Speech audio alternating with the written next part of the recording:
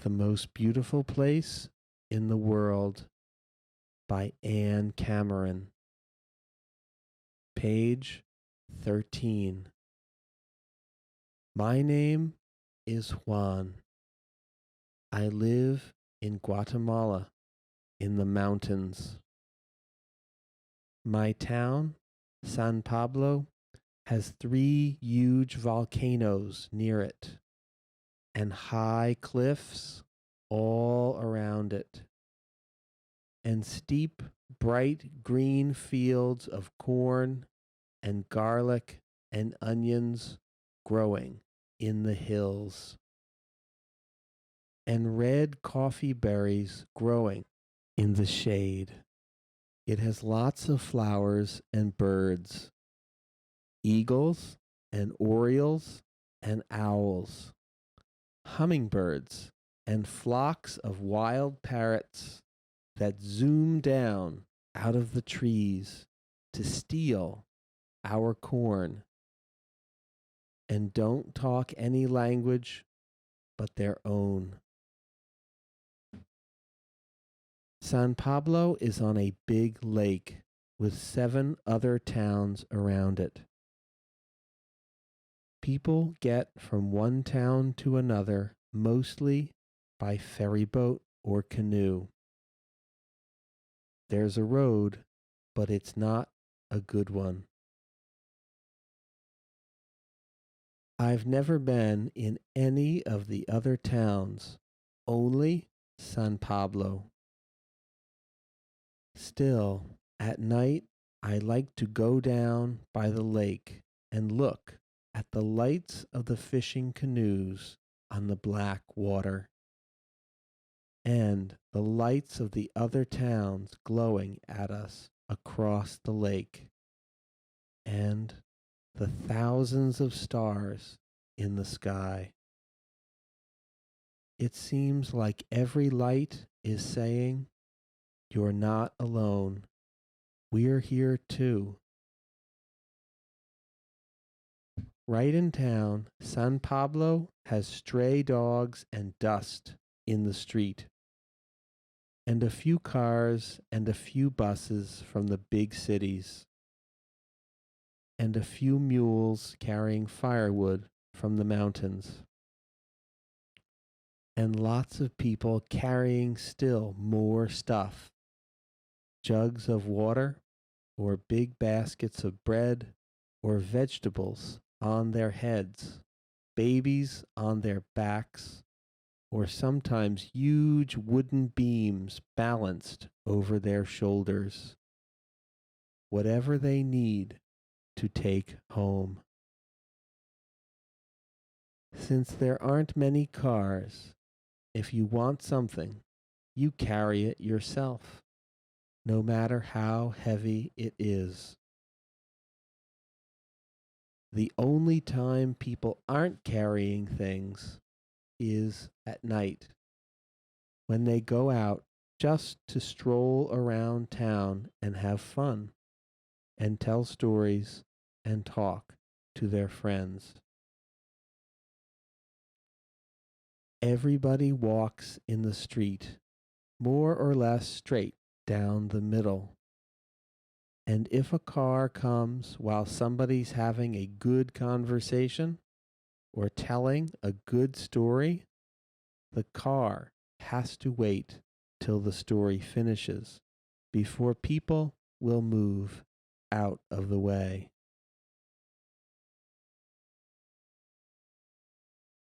Page 18. Stories are important here, and cars aren't.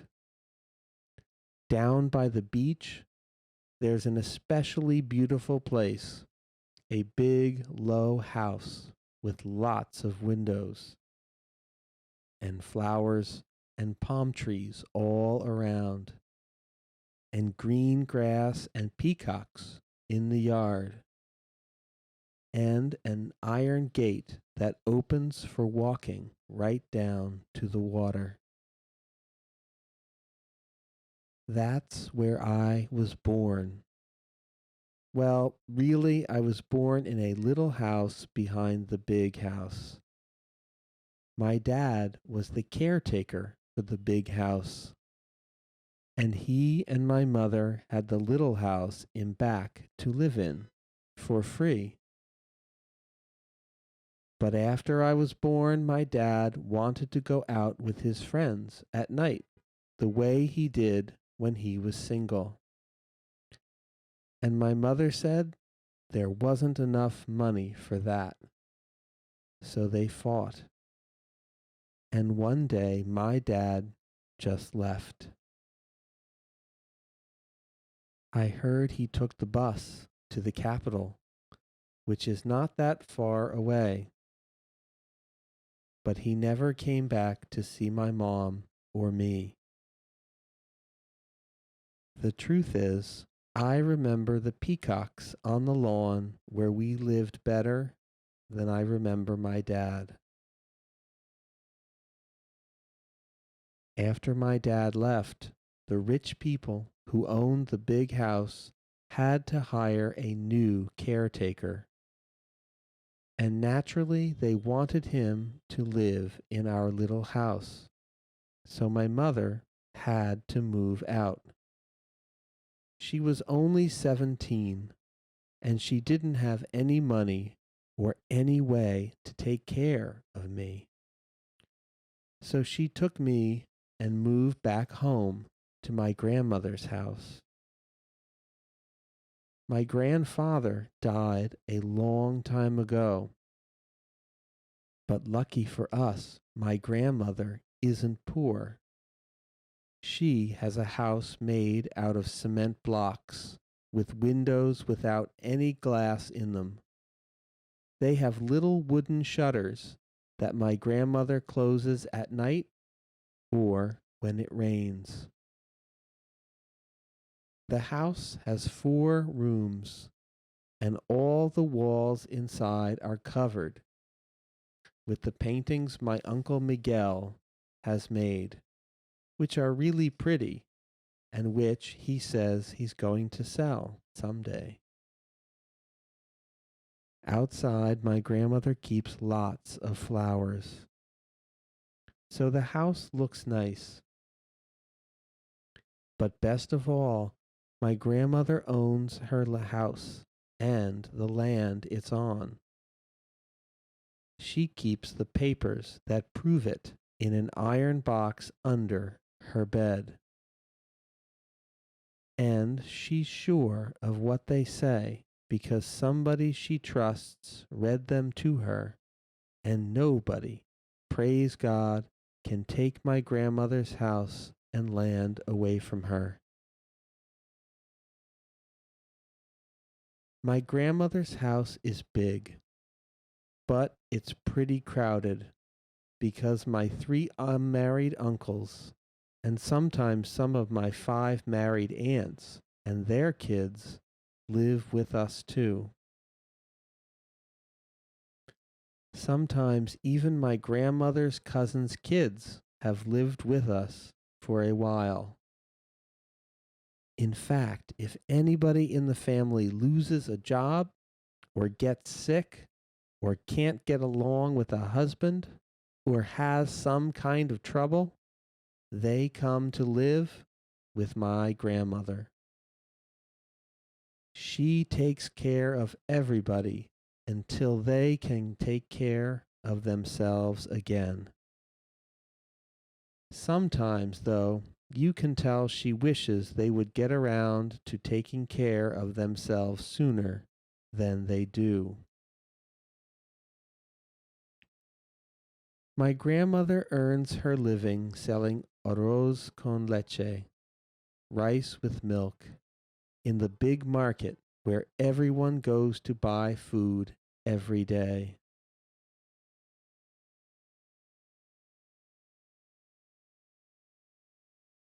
It with a spoon.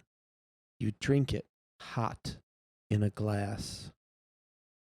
It's sweet and it has lots of cinnamon in it. And my grandmother makes it better than anybody in town. She gets up at 5 in the morning every day to start making it. Page 23. That's what she's done almost every day of her life since she was 13 years old. After my mother and I moved back to my grandmother's, I'd wake up in the morning in bed with my mother and hear the sounds of everybody getting up. Uncle Miguel muttering, "Where's my shoe? My shoe, my shoe." And my Aunt Maria whispering to her son Carlitos, "You didn't wet the bed again, did you?" And Angelica, my Aunt Tina's fat little daughter, crying because she doesn't want to take a shower. And I'd smell the wood of the cooking fire and the arroz con leche steaming in a big smoke-blackened pot, and the breakfast tortillas toasting. And then my mother and I would take our towel and get our turn in the shower. My grandmother has running water in her house, which most people don't. She says she needs it for the arroz con leche business, but she doesn't have electricity or hot water in the shower. She says electricity and hot water and things like that are expensive and not very important. So my mom and I lived in my grandmother's house, and my mom earned some money cleaning houses and washing people's clothes in the big wash tub in the back of the house. And at night, she'd take me out to walk around town. And we'd meet all her friends and talk to them, and it was fun. One night, when we were out like that, a man came up to my mother with a big smile on his face. He said, "What a good-looking boy you have. He certainly resembles you." And then he bought me a piece of candy and talked to my mother some more. Pretty soon, every night that we went out, we'd see him, and he'd walk with us. Then one night, he invited my mom to a dance. After the night of the dance, she started leaving me home when she went out. I guess she wanted to see him alone. All of the sudden, one day, she told me she was going to get married again to that man we met on the street. She was going to live with him, but I couldn't go with her. He didn't want me. He wanted to start his own family. He wanted his own children. He didn't have the money for me. And that same day, my mother moved out of my grandmother's house and moved in with my stepfather. He had a house, but just one room. And he didn't have a bed. So he and my mom came up to my grandmother's house, and he and my mother carried out the bed she and I had been sleeping in and took it down to his house. My grandmother wasn't home when they came for the bed, or maybe she wouldn't have let them take it. When they were carrying the bed, I followed them out to the road, but my mother said, You stay here, Juan. So I went back to the house. Once they were gone, I didn't know what to do. So I just hung around all day until my grandmother came home and went up to her and pulled her into the room where our bed used to be.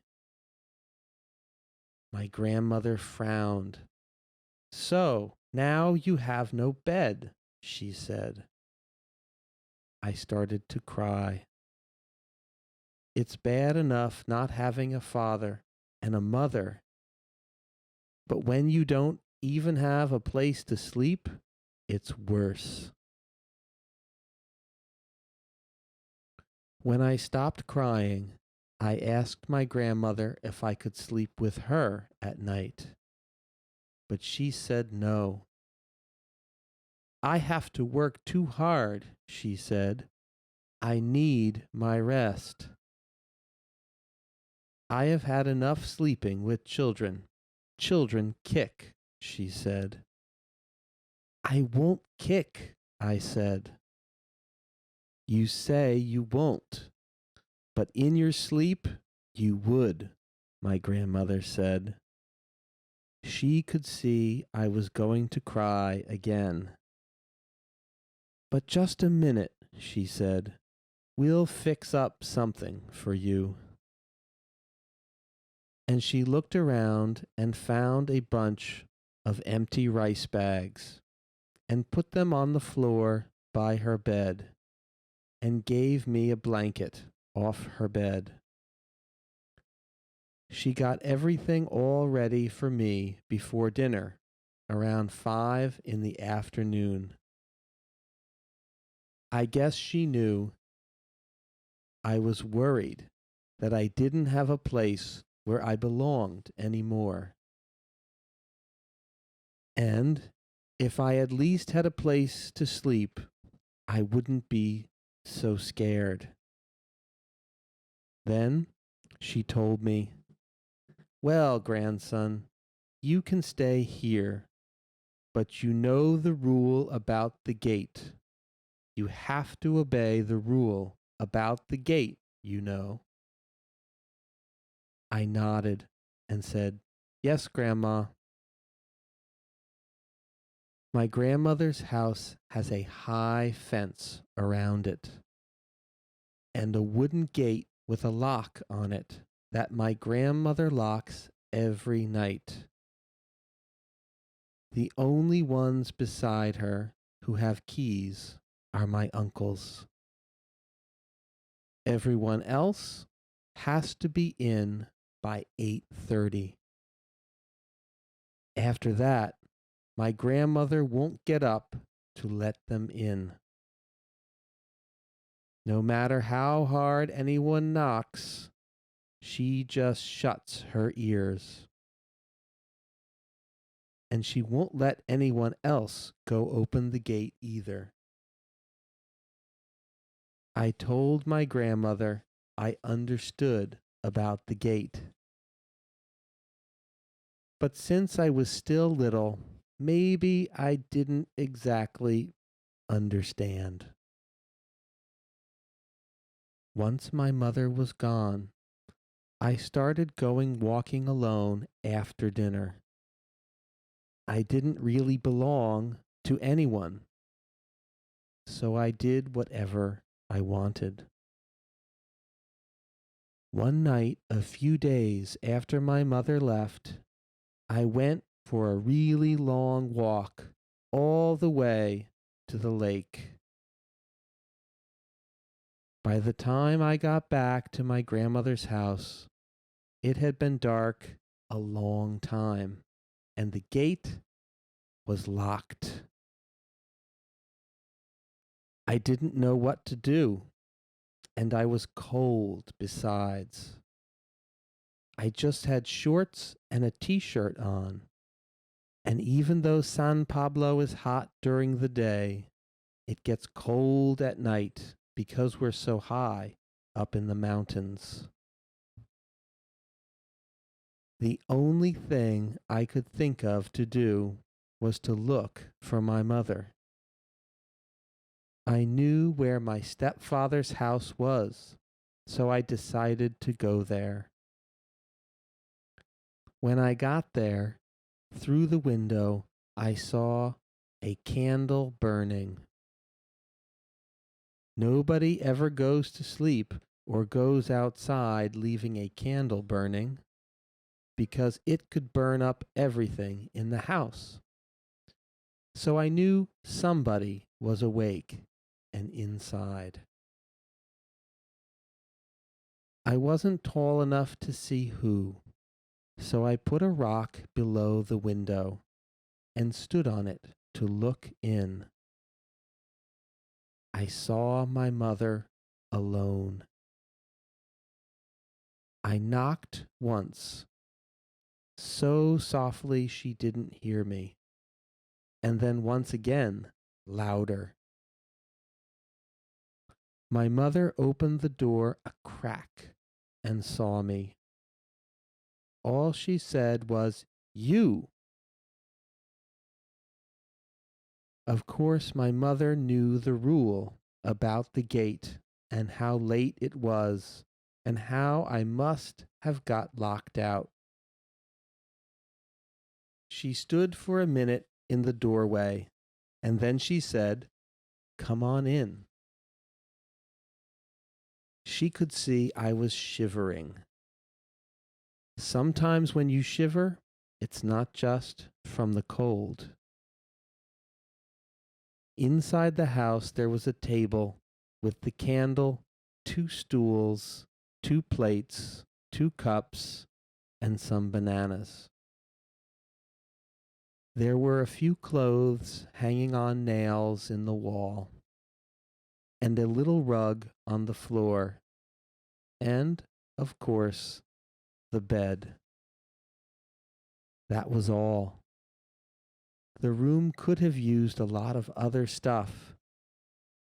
Mainly, the one thing I wished it had was a back door for me to go out if my stepfather came in the front door. "You can stay here," my mother said, "but if your stepfather sees you, when he comes home, he'll get very angry and hit you.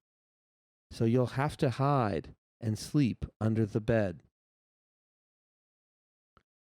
So I got down on the floor under the bed, back against the wall, out of sight. And my mother shook out the little rug to make it cleaner and put it over me. But I couldn't go to sleep because I was afraid of what would happen when my stepfather came home. After quite a while, there was a loud knock on the door, and my mother unbolted it. From where I was, I could just see my stepfather's legs and feet coming into the house. Then I heard him kiss my mom. The guy finally showed up and paid me the money he owed, my stepfather said. "So tomorrow you can buy the things you need." "Good," my mother said. And then they talked a little about what they'd buy for the house. "The candle's going out," my stepfather said. "Time to turn in for the night." I watched his feet coming closer and closer. The bed creaked as he sat down on it. He took his shoes off and put his bare feet on the floor. "Where's the rug?" he asked. "I washed it," my mother said. "It's outside. It's still wet." "Well, we don't need it," my stepfather said. And they both went to bed, and I went to sleep. In the morning, my mother woke me early, before my stepfather woke. I crawled out from under the bed without saying a word, trying to be perfectly quiet. My mother unbolted the door and I tiptoed out. Remember, my mother whispered, you can't come here again. She closed the door and I ran up the road all the way to my grandmother's house. Where were you? My grandmother said. At my mother's house. And what happened? My grandmother asked. Page 36. Nothing, I said, only I can't go there again. I thought I never would, but the next night my grandmother took me by the hand and said, come with me, and we walked to my mother's house. My grandmother knocked on the door slowly 3 times. My mother opened the door. My stepfather was behind her, sitting on the bed. But he stood up when he saw my grandmother. How are you, mother? My mother said.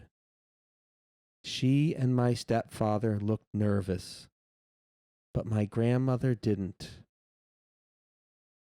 I'm fine, as always, my grandmother said, but your son needs a bed, and you must get him one.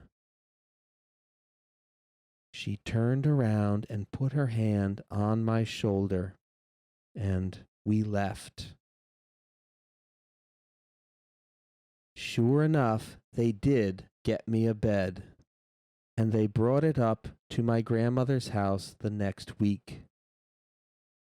It was a wooden bed, and all the legs were slightly different lengths. But my Uncle Luis borrowed a saw and fixed it up for me. After that, I only saw my mother by accident in the street. She always said, "How are you, Juan?" as if she cared. But I only said, "Fine, mother," and nothing else. One day when I saw her, I realized she was going to have a baby. And a few months later, she had it. So I had a half-brother, but he didn't know who I was. When I saw him on the side of the street playing, I wanted to knock him down and punch him for having a mother when I didn't. But I never hit him. He was just a little kid. I could see nothing was his fault. Anyway, my life wasn't so bad. I played soccer in the street with my cousins and the kids in the neighborhood. My uncle Rodolfo taught me how to do somersaults and backflips, and my uncle Miguel let me use his paints sometimes. And a few times I went walking with my aunts at night, the way I used to walk with my mother. The other thing I did was help my grandmother in the market with the arroz con leche. I learned how to ladle it out and how to make change and see that nobody took any when Grandma wasn't looking. And after I did that for a while, my grandmother told me she thought I was ready to have a job alone. And she taught me how to shine shoes and bought me a shoe shine kit and a stool for customers to sit on. and the two of us figured out where I should stand downtown to get the most business. By the tourist office and the giant photo of San Pablo that has writing underneath it. At the beginning, my grandmother watched. The first two customers I did a good job for. And then on the third pair of shoes, I skipped a little. The customer said, "Oh, that's okay." He was going to pay me anyway. But my grandmother said, "No, it's not okay. He has to do them right all the time. He has to work well all the time. If he can't do that, he'll never earn a living."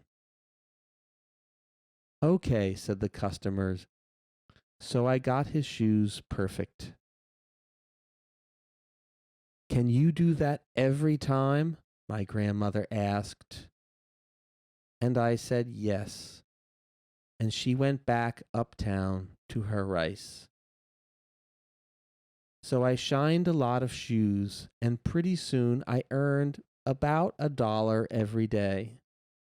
Grown men only earn $2, so I was doing great. And I talked to people when I shined their shoes and asked them where they lived and what they did and if they had kids.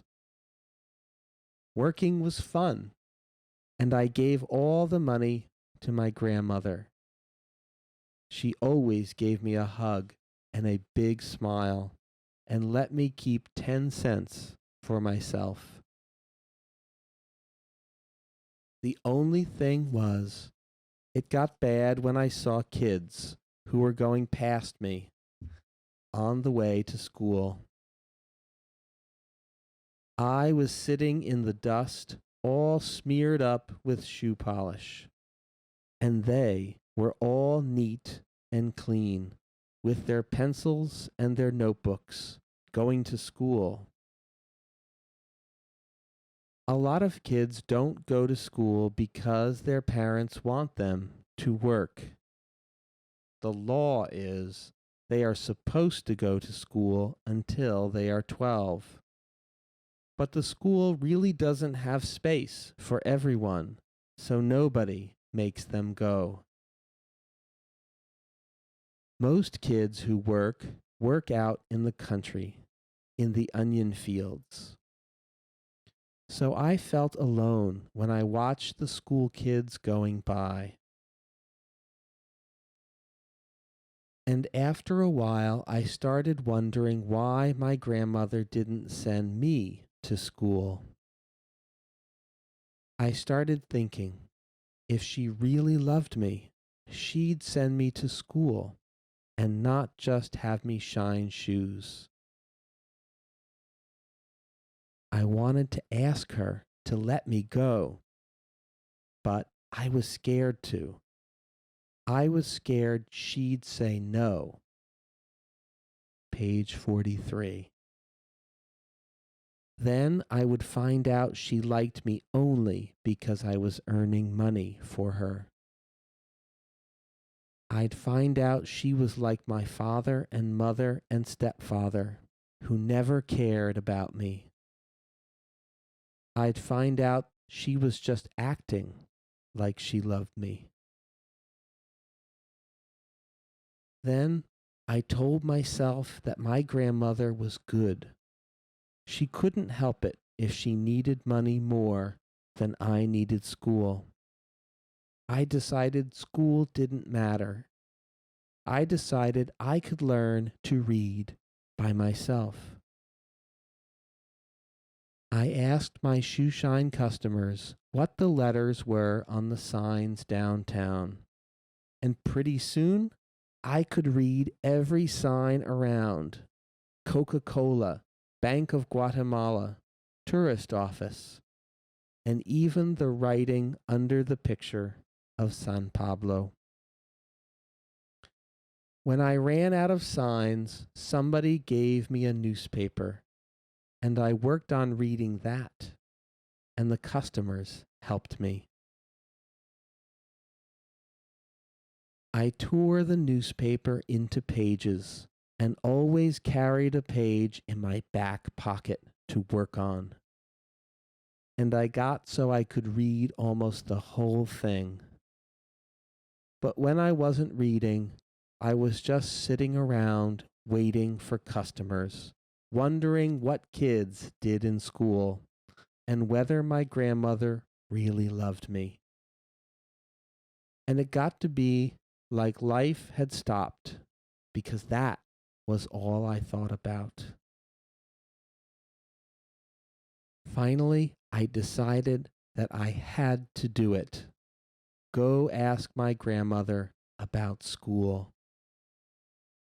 I got a friend of mine, Roberto, an orphan who lives in the street, to guard my shoeshine stuff, and I went up to the market to talk to my grandmother. She was surprised to see me, since I was supposed to be working. "What's going on, Juan?" she said.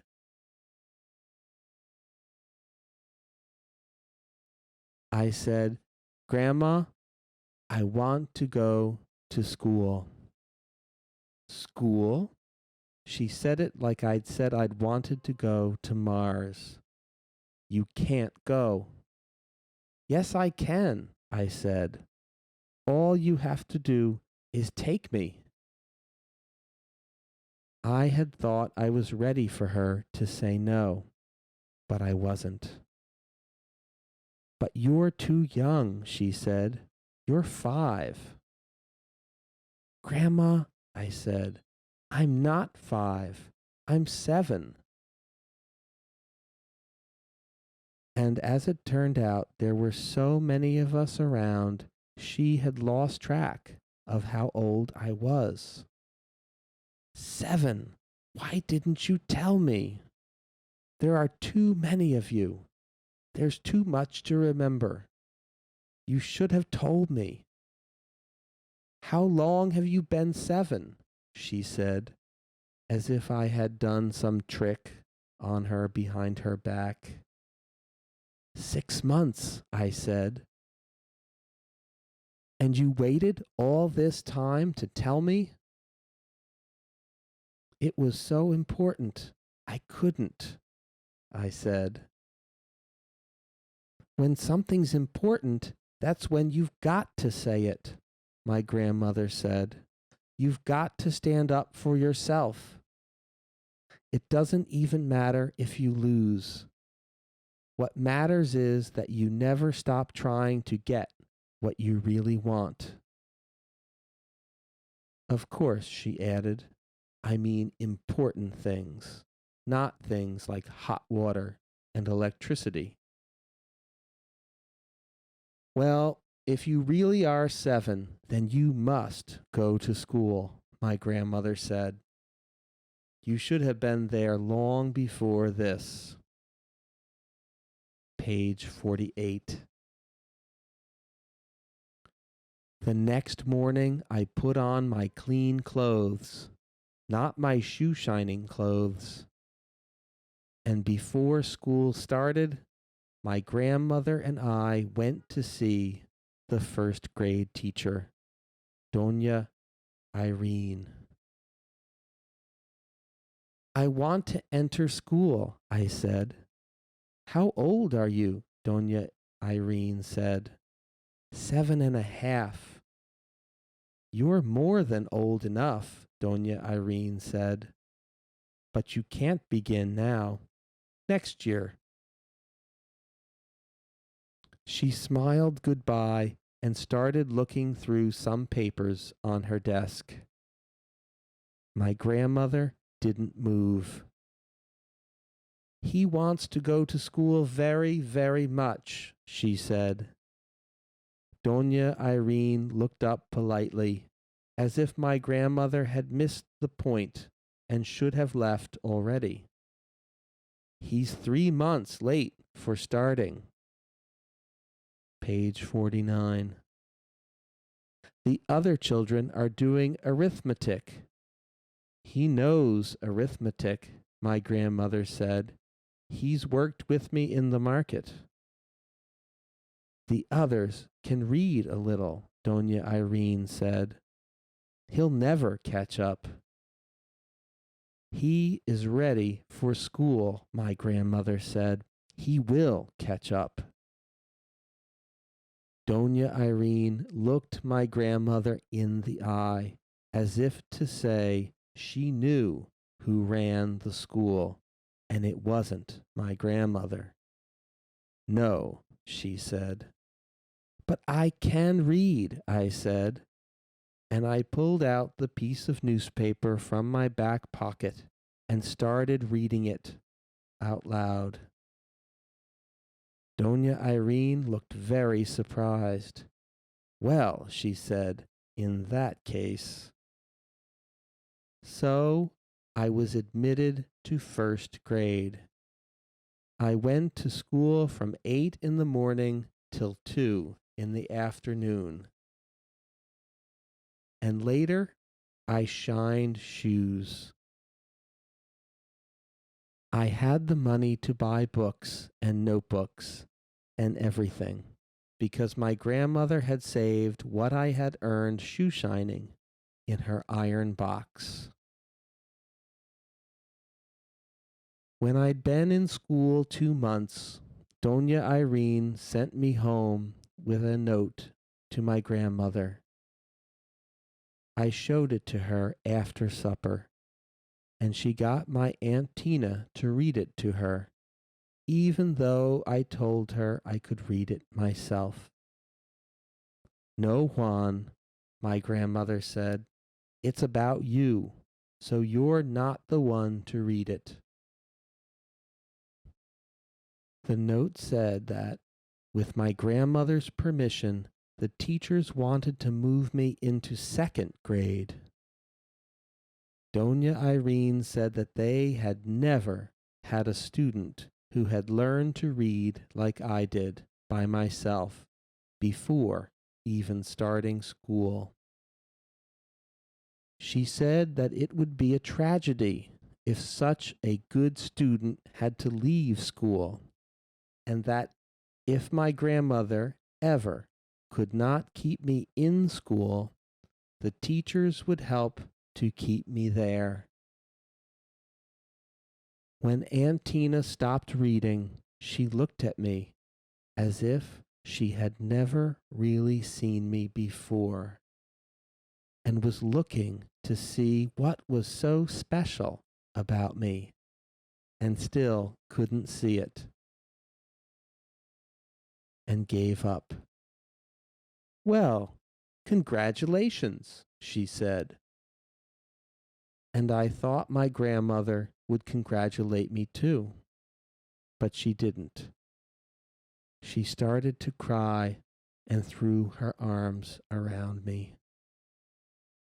She said, when I was 7, the teachers went from house to house, looking for children to enroll in school. But when they got to my house, my parents hid me in the woodshed. I watched between cracks in the boards and listened. They told the teachers that they didn't have any school-age children, not one. They did it because they were afraid if I went to school, I would not learn to work. They did it for my good, and I didn't say anything or complain, but I always knew it was a mistake. Page 53. She dried her eyes and she told me she would help me study even all the way to university in the capital. As long as she lived, she would help me, she said, if I did my best. And she looked at me as if I were a man already, and said that maybe by studying I could find out why some people were rich and some were poor, and some countries were rich and some were poor, because she had thought about it a lot and could never figure it out. And I felt very proud, but also scared, because just more or less by accident, I had taught myself to read. But that didn't mean I was so smart. I said to my grandmother, I might not always do everything special. You don't have to do everything special, my grandmother said. Just your best, that's all. I was proud, but I wasn't so sure I wanted to do my best all the time. I thought it could get pretty inconvenient. If people started expecting a lot of me, I would have to do more and more. You ask more from me than Doña Irene and all the teachers, I said. They don't expect so much. My grandmother glared at me. They don't love you the way I do either, she said. Then she said, come on, let's go for a walk. She put on her best shawl, and she and I went down the street together, and she walked the way she always walks, taller and straighter than anybody else. And I walked with my arm around her. Page 56. We walked all the way to the tourist office. Then we stopped a minute and looked at the photo of San Pablo with all the houses of our town, pink and turquoise and pale green, and behind them the blue lake and volcanoes and the high rocky cliffs. My grandmother looked at the writing under the picture. She touched it with her hand. What does it say? She asked. I read it to her. The most beautiful place in the world. My grandmother looked surprised. I started to wonder if San Pablo really was the most beautiful place in the world. I wasn't sure my grandmother had ever been anyplace else, but I still thought she'd know. Grandma, I said, is it? Is it what? She said. Is San Pablo the most beautiful place in the world? My grandmother made a little face. The most beautiful place in the world, she said, is any place. Any place? I repeated. Any place you can hold your head up. Any place you can be proud of who you are. Yes, I thought. But I thought, where you love somebody a whole lot, and you know that person loves you, that's the most beautiful place in the world. The end.